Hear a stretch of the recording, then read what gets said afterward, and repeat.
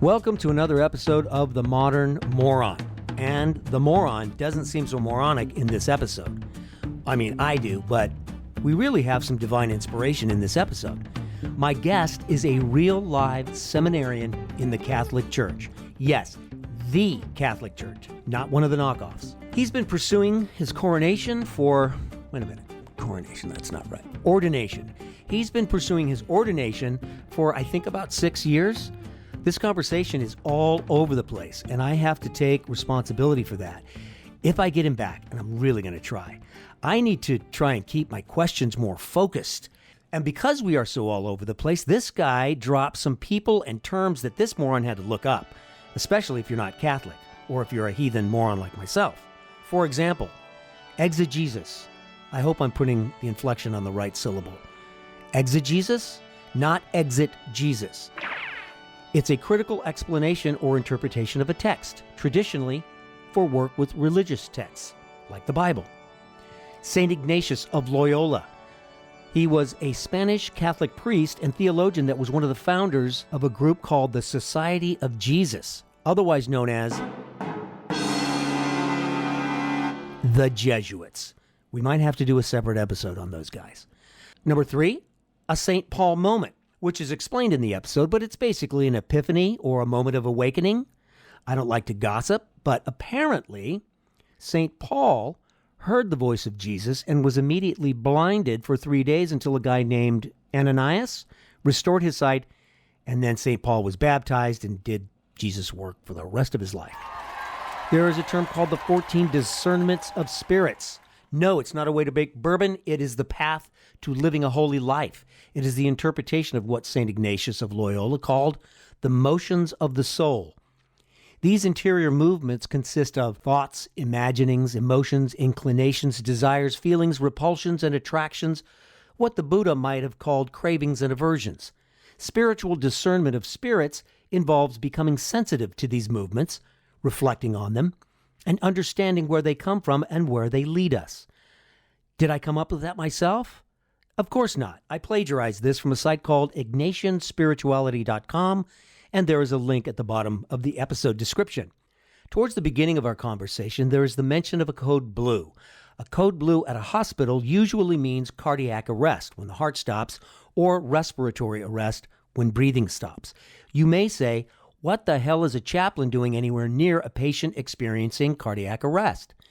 Usually they are on the sidelines, staying out of the way. However, if family members are present, we will get with them and suggest they stay out of the way, and perhaps suggest that we all go to a more quiet area while the team does their work. It can be extremely traumatizing to watch a loved one receive treatment for cardiac arrest.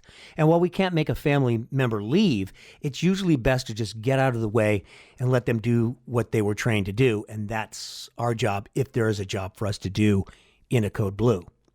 Hey, I rhymed. Our guest entered the seminary straight out of high school and mentions leaving the Central Valley. That would be the Central Valley of California, which is comprised of a lot of farmland and ranching.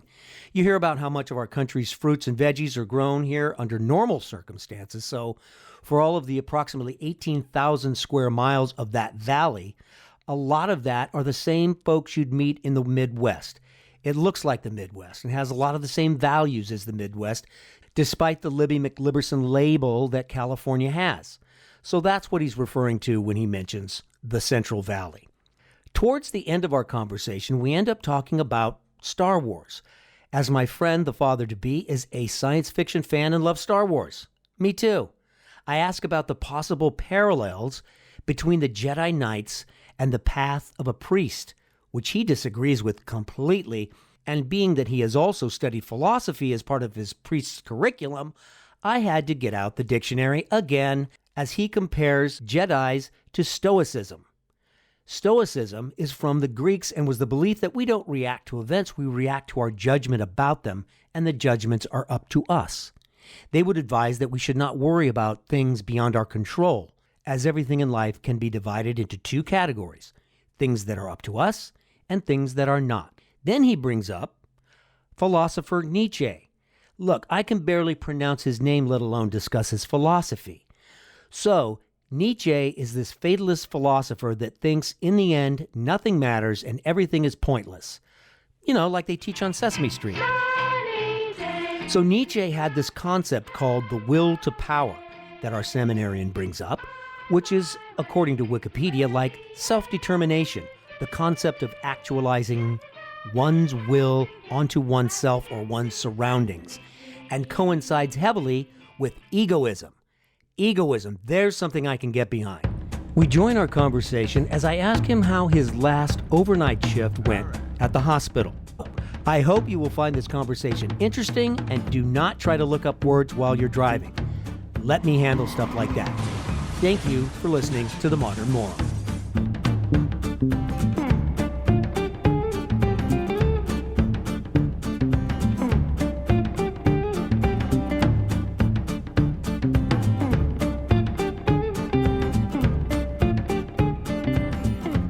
How did your week wrap up? Wrapped up pretty well. Yeah? It was a busy end to the week, and to be honest, by Friday came around, I was exhausted. Really? Oh, I was tired. I had a late night on Wednesday night. I was on call. All night? I was there all night, and I had 5 calls that evening. And I ended around 1, and I got back, and I had to finish all the charting. So I think I was in bed by 2. Wow. Anything of note? They were all death calls. They were all death notices. Death as in elderly or trauma? These were all elderly. Okay. The youngest person was 57. So Okay. not that old, actually. Come to think about it, 57 isn't old at all. That's very nice of you to say. Well, come on, it was true. Hear me out, though. They came in, when you see on their chart, SOB, means shortness of breath, not the other thing. Unless the doctor's angry, then it could mean both. But Okay. They came in for shortness of breath.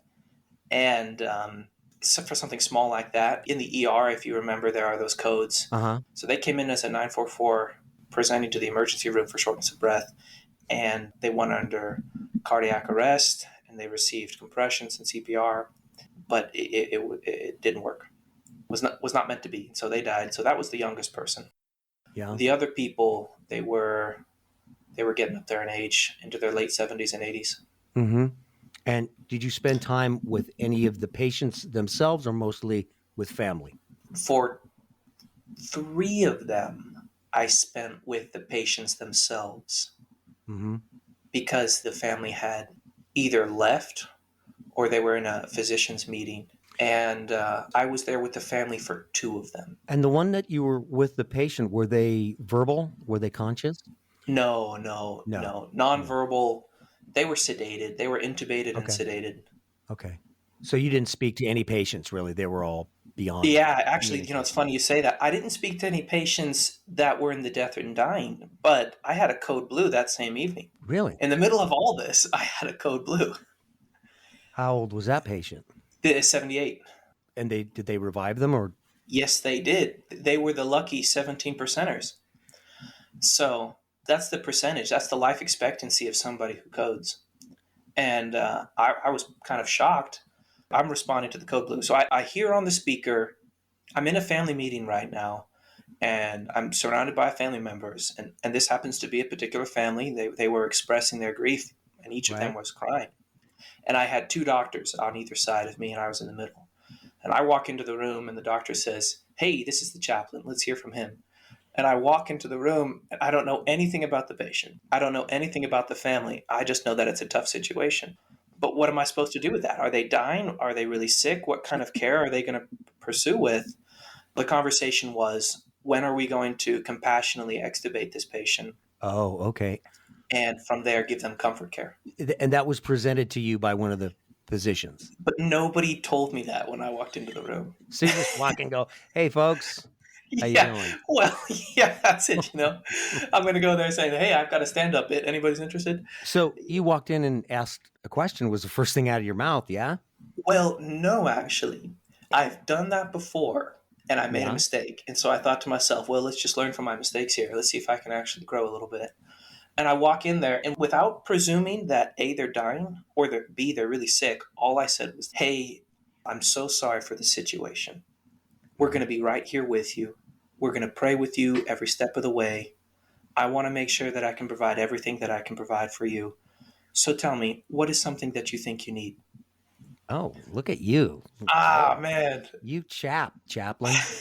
Yeah, I tried to. And what was their response? Well, they said thank you, actually. They were quite receptive. Nice. The significant other of the patient was very open to the time with the chaplain. Hmm. They mentioned to me that they were Christians. They had grown up Catholic and they go to a Christian church. And so I knew immediately from there that I could use a Christian based prayer with them and I could be a little Okay. bit more obvious with my Christian based prayer. And they were really receptive to that, actually. They liked that a lot. What experience do you have with non-Christian based prayer? How familiar are you with different faith practices? Well, I'm somewhat familiar with a lot of different religions, Hmm. not in any formal sense, I would say. I think it would be just the effort to see where are they at. Hmm. I've walked into a room where the person is Islamic, and I'm trying to think, all right, what's the best way to approach this? From my very limited experience of Islam, Right. I can pull out a few particular prayers that are very similar to the prayers that I would pray Oh, really? on my own. Yeah. If I was going to pray from the Bible, I would say that Psalm 51, Hmm. it's called the Sinner's Prayer, Uh-huh. is a very relatable prayer to. How so? It really focuses on the fact that as a person, we are sinners. As a person, by our sins, we've distanced ourselves from God. And one of the phrases is, "You make me white, Lord, white like the snow." Now, if you were going to dive into that, what's called exegesis, when you kind of dive into the scriptures with a studious kind of mind, you would realize that the phrase white like the snow does not necessarily refer to purity. It actually refers to the skin of a leper. And so the skin of a leper, after the leprosy has really started to set in, the skin will start to scar up and become white and puffy Really? and eventually flaky, And in that psalm, they're referring to leprosy, referring to their sins have made them white like snow or white like like a lepers. leper. And to know the context of leprosy in scripture means that you're ostracized from everything. You are totally banished and Hmm. exiled. And so the psalm then ends with a prayer of humility and a prayer of asking for forgiveness. This is a very beautiful tale in this psalm, but it would Hmm. be the imagery that's used with something that I think that a person who was Muslim would appreciate and could use in their own prayer. And how did you come to understand or became educated that that particular psalm is relatable to the Muslim faith? Actually, I've been to a few mosques before and I've joined evening prayer. Oh. Yeah, this was when I lived in Oregon. I lived just north of Salem for a little bit in this lovely little town called Mount Angel. Hmm. But I would drive into Portland and I'd visit this mosque. I visited this mosque 3 times and I got to know the imam a little bit. And we were able to talk with a remarkable amount of similarity in our different faiths. How old Um, was the imam? I never actually got his age, but I would place him in his mid to late 70s.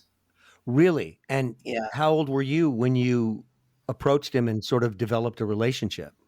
I first started when I was 19. That's First how met old him you when I were was when you 19. were up there? Yeah.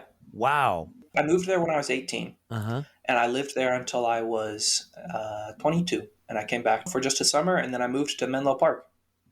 So straight out of high school, you went into the seminary. That's it. Yeah.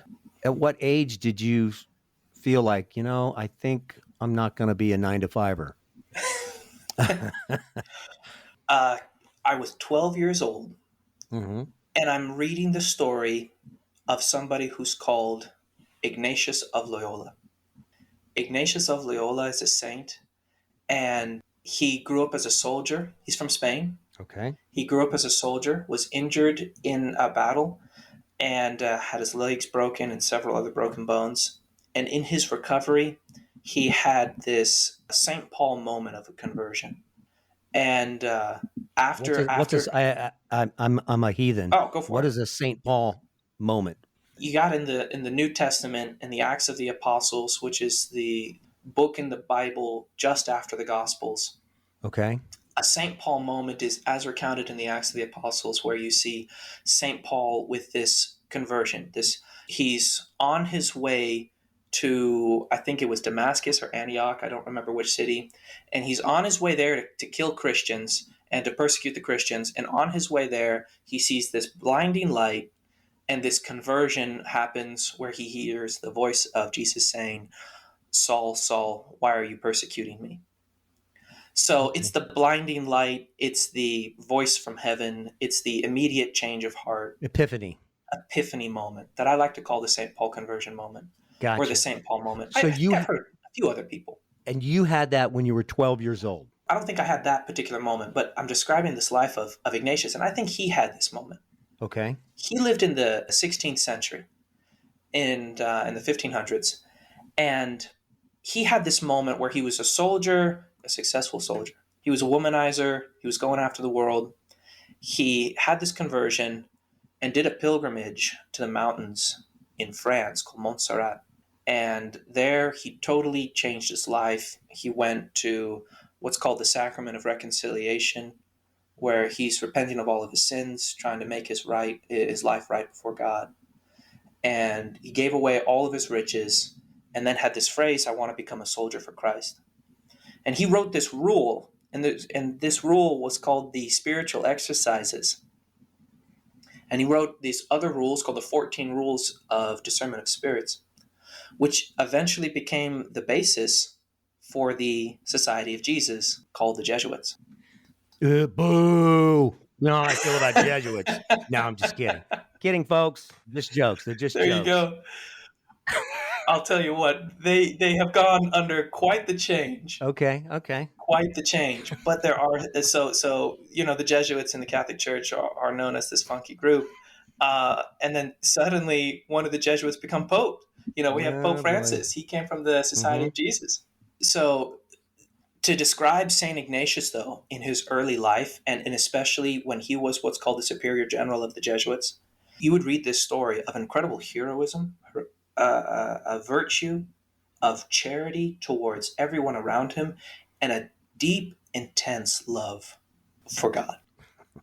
And a Jesuit? An intense love for God. These early years of the Jesuits, most of the martyrs in this time period were Jesuits going around the world.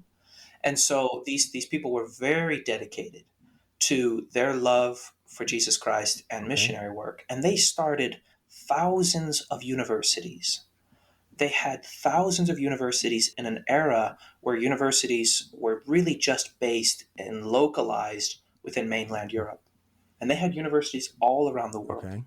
So at this time period, the Jesuits are quite a remarkable power horse of a society and of a religious order in the Catholic Church. And they became eventually so wealthy, if you know the history, that they eventually were banned. They were kicked out, and Russia accepted the Jesuits. I think it was the Empress Catherine the Great. So the Jesuits kind of lived on within Russia in this time. And then they came back, and then they became rather different.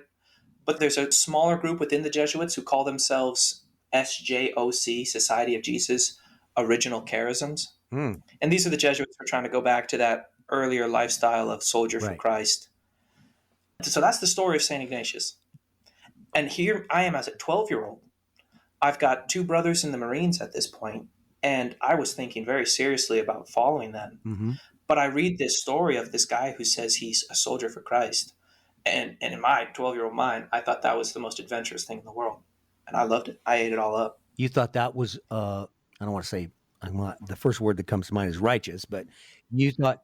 Oh, no, you could... Say it. Any word that comes to mind, and I will tell you it's probably there. Something along those lines is present in my mind at that moment. You thought that was a more clear path for you than picking up a rifle. When I was 12 years old, and I was spending time in prayer with my parents, and we would actually go to church at all times throughout the week. And Catholics, there's this moment where you're in a tiny little chapel. And this tiny little chapel has an exposed host, the Eucharist, what's called the body of Christ. And as Catholics, we profess and believe with all our hearts the body of Christ. Yeah. And there's this beautiful moment where I was thinking about, what am I going to do?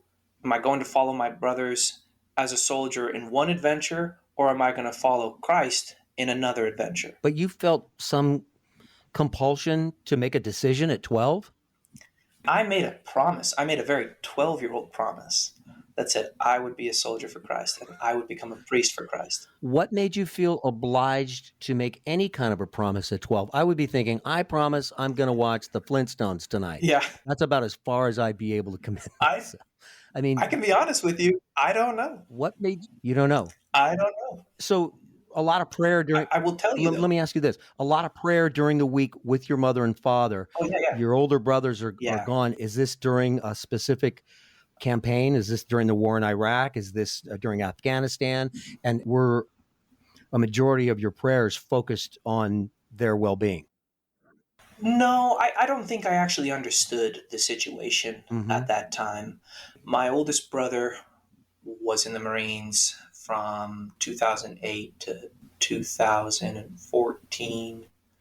My third oldest brother was then in the Marines from 2012 to, if I remember correctly, 2016. Are they? Can I ask? Are they still with us? Yeah. Oh, good. Yeah. Good. Yeah. Thanks be to God. One of my brothers was deployed, and he came back. Another one of my brothers was preparing for deployment, and he was actually sent to Norway for maneuvers, but he actually never was deployed to the Middle East at this time. Okay, well, that's good to know. That's good news. Yeah, later in life, I think about how blessed, especially my older brother, is, and he came back with some thoughts and with a strong reaction to even the slightest noise. Oh, really? Yeah, I've never really asked him about it, and he's never really wanted to talk about it. But I've thought about it sometimes of what's the best way I can now relate to my brother if he's going through this experience. How long ago was that he was having issues? I would probably say for the first few years of him getting back. And how long has he been back? Well, let's see. If he got back in 2014, okay. Golly, what is that? 8 years. Okay. Yeah. He has a wonderful wife, a whole bunch of kids, nice. Beautiful kids. And it appears he's worked through that PTSD or that trauma? I've never actually talked to him about it, and I never heard what he described it as. And so if I was to look at it on the outside, I could probably say PTSD, but I never actually found out. But either way, hard to say, He spends a ton of time at work. I think from an outside view, you'd even call him a workaholic.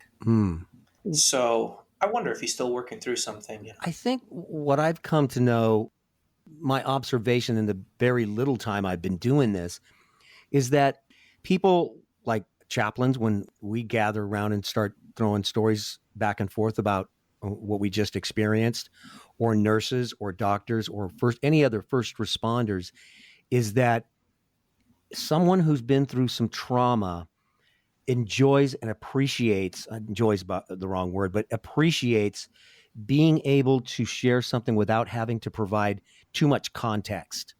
Like if you go home and tell your spouse, you're a nurse in the ER, you don't want to tell your spouse about what happened, because it's not pretty stuff. Whereas an associate, who you don't have to provide the context. It was a 5150. It was a whatever number. It was this.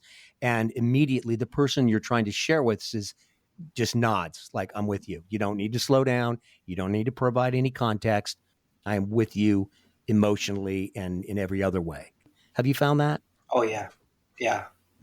I've definitely found that. Even in my experience as a seminarian, and when I'm describing some of the life as a seminarian, I can talk to seminarians with a particular amount of lingo. Every kind of area, they all have their own language that they've built up around the situation. And I can just enter into the conversation without a second thought. Did you go to a Catholic high school, or did you go to a public high school? I was homeschooled for most of my life. And then when I was a senior in high school, I went to a public high school. And right out of high school, right into the seminary. Yeah. So what's Seminary 101? What's the first? I mean, there's some literal formal classroom settings with chalkboards and whiteboards or whatever, or is it on-the-job training? What was your first month like? My first month was interesting because I was an 18-year-old. I was very excited, but it was also the first time that I had left home, and I knew that I was really out of the house. And how far geographically did you go? Well, how far were you assigned? Yeah, if I was to describe it as Central Valley to Willamette Valley in Oregon. Wow. That was the geographical distance. That's a long way. The only thing you have in common with your Yeah. parents is the same time zone. Yep, that's it, actually. Very different environment. I'm out in the middle of the farms. I grew up in Central Valley where there's a lot of farms around there, but we were in enough of a Right. suburb that we had everything we wanted. And to go to the Central Valley of the Willamette Valley in Oregon. And are you given any explanation? Like, we're going to send you up to Oregon? Like, this is where boot camp is for priests? Or like, how many other seminarians were starting at the exact same time as you? Like that type of thing. Were there others starting with you? Or? Yes, there were. Yeah. There was a class of 15 other guys who started with me. Some of these guys came in with college degrees. And so even though that we were starting seminary at the same time, that had actually allowed them to shorten their time in seminary by 2 years. Okay. And then there were 9 of us who entered seminary without any college experience. And we were going in as a freshman in the undergrad program. And we were looking at 9 years in front of us before ordination. And how far are you through that now? 8 years? I've just finished my 6th year. 6th? And I'm about to enter into my 7th year. Wow. Yeah.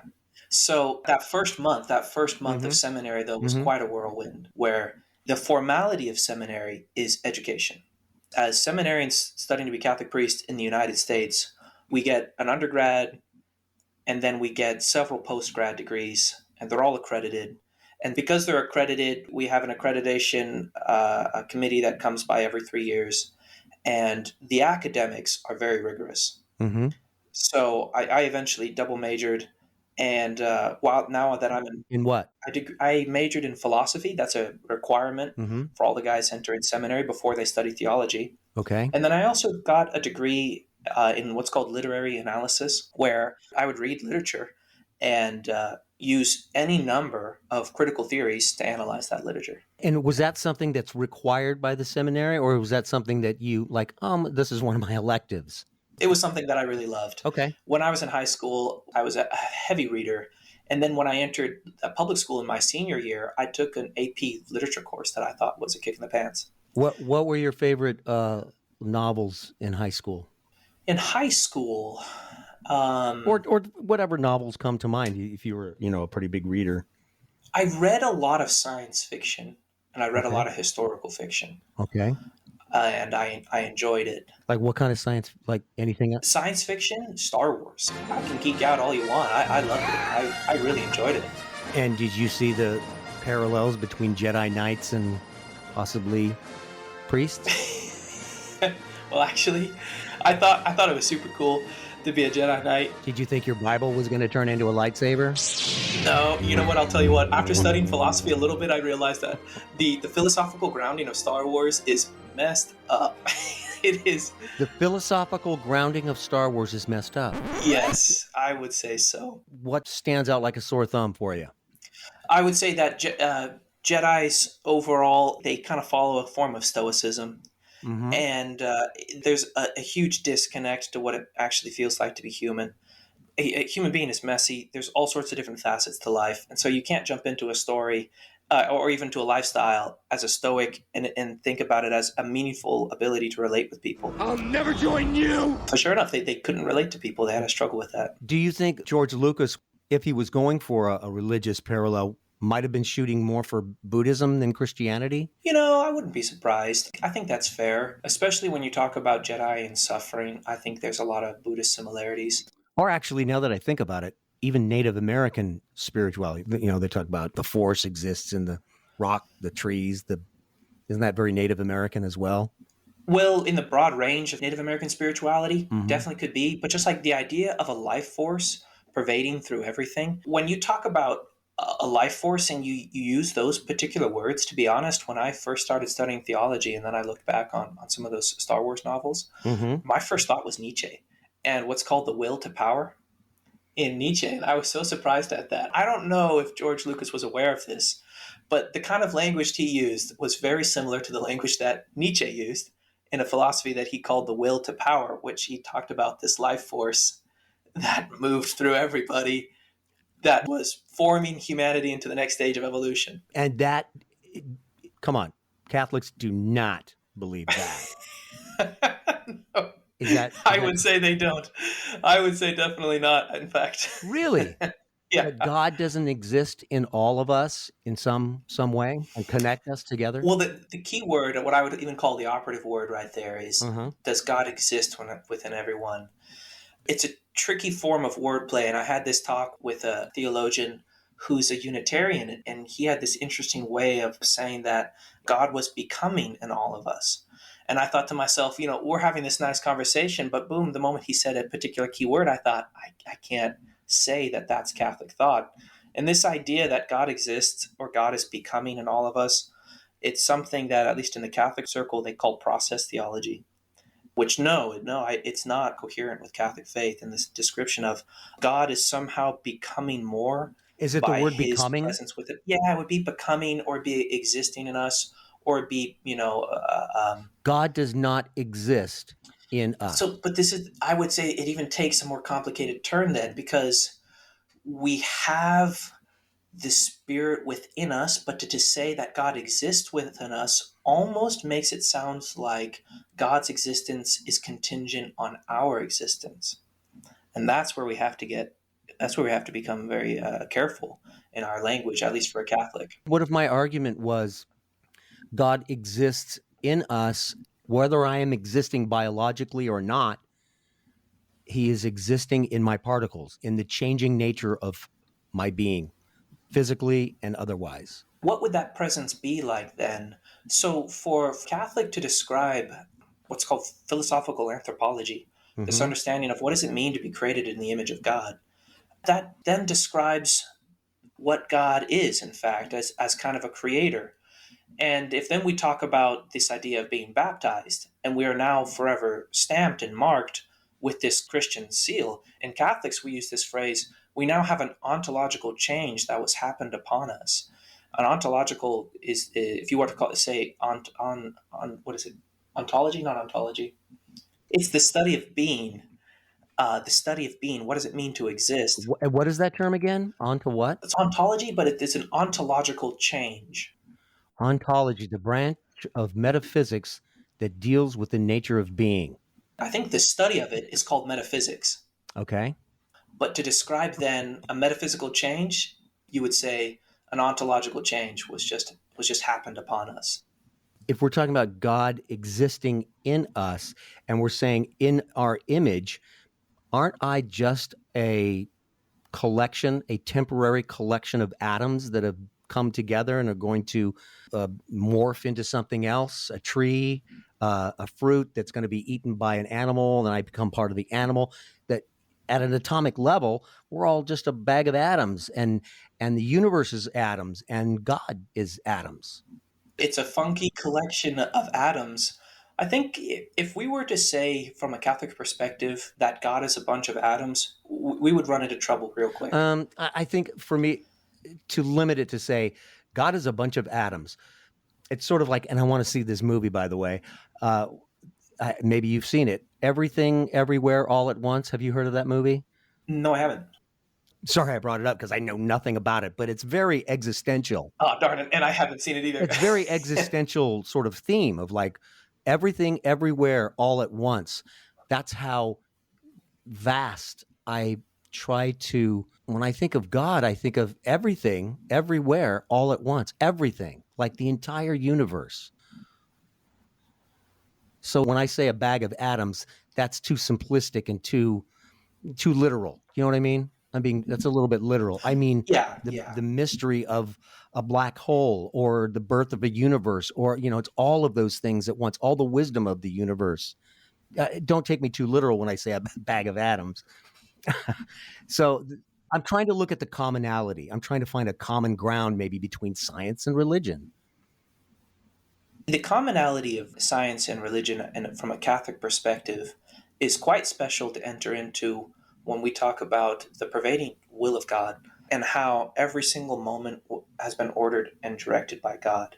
And you see this overall plan of creation unfolding in front of us. And we as humans, in our ability to use reason around us and to investigate and to experience life around us, we get to see intimate moments of that. in the moment when a sperm hits an egg, for example, or when a tree comes from an acorn. Mm-hmm. This interesting reality of something of the tree is held within the acorn, and suddenly it's there. So there's a beautiful commonality if we were to think about, what is the presence of God everywhere and everything? It's this sense of everything being created in God, everything being created by God. And so to say that all of us participate in God as creator suddenly gives a commonality between everything.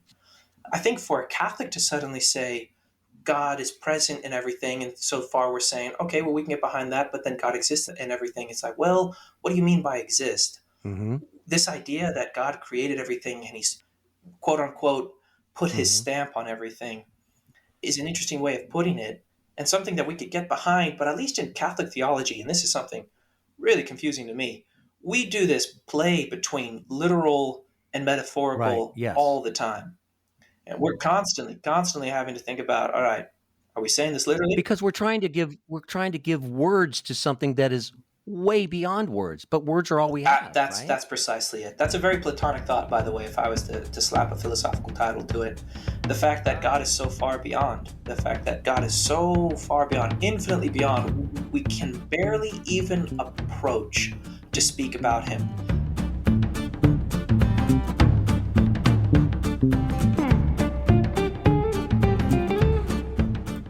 Wow, that did not sound like your typical conversation between two morons, right?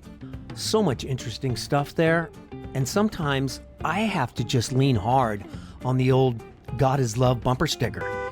Either I am in acceptance of that ideology, tweaked all over the place to make it fit for me, but if I'm not, then the best of luck, and may your blood pressure remain forever low. But scientifically speaking, I think you might find that having a faith in something, you could use, say, the word God for the sake of convenience, but not the baggage that you might believe that word comes with.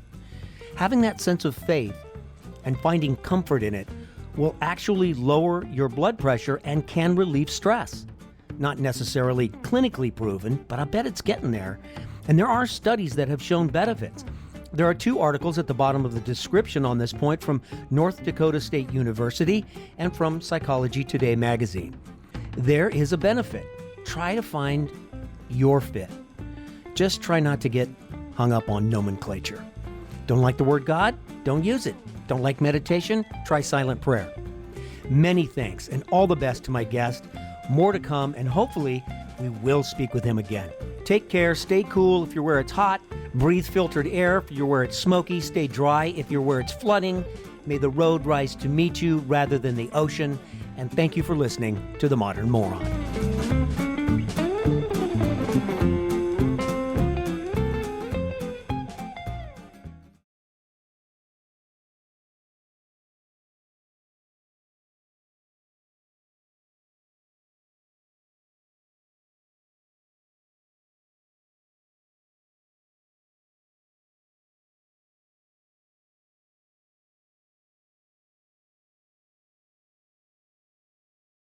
Guys, tickets already went on sale.